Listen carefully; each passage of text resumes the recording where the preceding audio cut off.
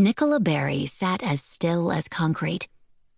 Even when the fan at the front of the classroom rotated in her direction and everybody's hair whooshed back as if they were sticking their heads out of car windows, she didn't flicker an eyelash. She was trying something new.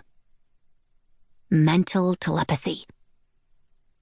Her subject was her teacher, Mrs. Zucchini, who was scribbling furiously on the board and shouting something about oceans and seas.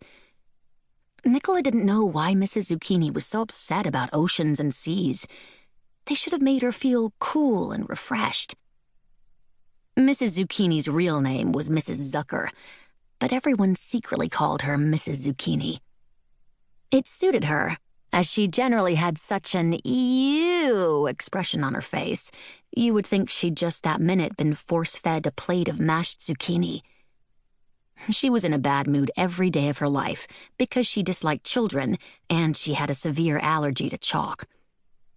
She also hated hot weather and was particularly cranky on steamy, humid days like today. Once, Nicola had written her an anonymous note. Dear Mrs. Zucker, I am writing to suggest other careers that might make you feel happier and less stressed. Possible interesting jobs include 1. Jail warden, in an air-conditioned jail. 2. Dog trainer, of big snarly dogs who need to be yelled at. 3. Any job in a cold, snowy country without chalk or children. Yours sincerely, a most concerned student. Nicola's dad said she should definitely send Mrs. Zucchini the note, and then laughed so hard he choked on his ham and pineapple pizza and had to be thumped on the back. Nicola's mom said she thought Mrs. Zucchini might be offended and think that Nicola meant she wasn't a good teacher. Nicola said, well, actually, that was exactly what she meant.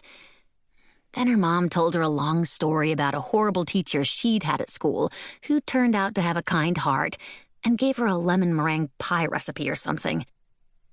Nicola knew that Mrs. Zucchini actually had an evil black heart, but she didn't want to upset her mom. So she just patted her on the shoulder and said, Thanks, Mum. That was really interesting and helpful. Yesterday, Nicola's older brother, Sean, had told her that whenever he didn't want to be picked by his teacher to answer a question in class, he just used mental telepathy.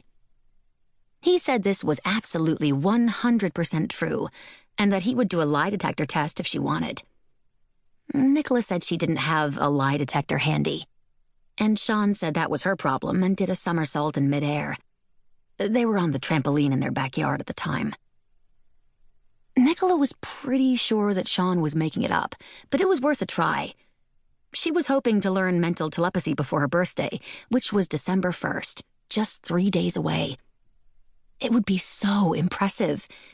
After everybody sang happy birthday and she blew out the candles, she would do a demonstration of her amazing new skills. Everyone would be astonished. Last year's birthday had been a little dull, to be honest, and she wanted to make this one especially memorable. After all, if Sean could do mental telepathy, she could too. What is the name of this sea right here? Hollered Mrs. Zucchini, as if they were all a million miles away instead of sitting right in front of her. She banged the chalk next to the squiggly map she'd drawn on the blackboard. A few people put up their hands, but Mrs. Zucchini ignored them. She didn't like it when someone knew the answer because that meant she couldn't yell.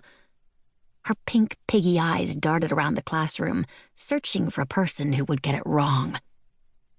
Her chalk allergy made her skin red and flaky, and as she tapped the chalk in the palm of her hand, pieces of skin showered to the floor. It made Nicola itchy just looking at her. Every single one of you should know the name of this sea. Nicola's eardrums throbbed. I said it just 5 minutes ago. If you don't know, then you're not listening. Nicola did not know the name of the sea. There wasn't even a name on the tip of her tongue. The only thing on the tip of her tongue was a frosty strawberry sensation from the ice pop she'd had at lunchtime. If ever she needed mental telepathy, it was now. She tried as hard as she could to beam her thoughts directly into the dark, swirly depths of Mrs. Zucchini's brain. Don't pick me! Don't pick me! Don't pick me! Pick Greta Gretch! Pick Greta Gretch! Pick Greta Gretch! Greta Gretch was Nicola's worst enemy. Everyone knew Nicola and Greta couldn't stand each other because they'd had some rather loud arguments in front of the whole class. Nicola found Greta to be one of the bossiest, most annoying people she'd ever met. Unfortunately, Greta was waving her hand frantically like a drowning swimmer, so Mrs. Zucchini was pretending not to see her.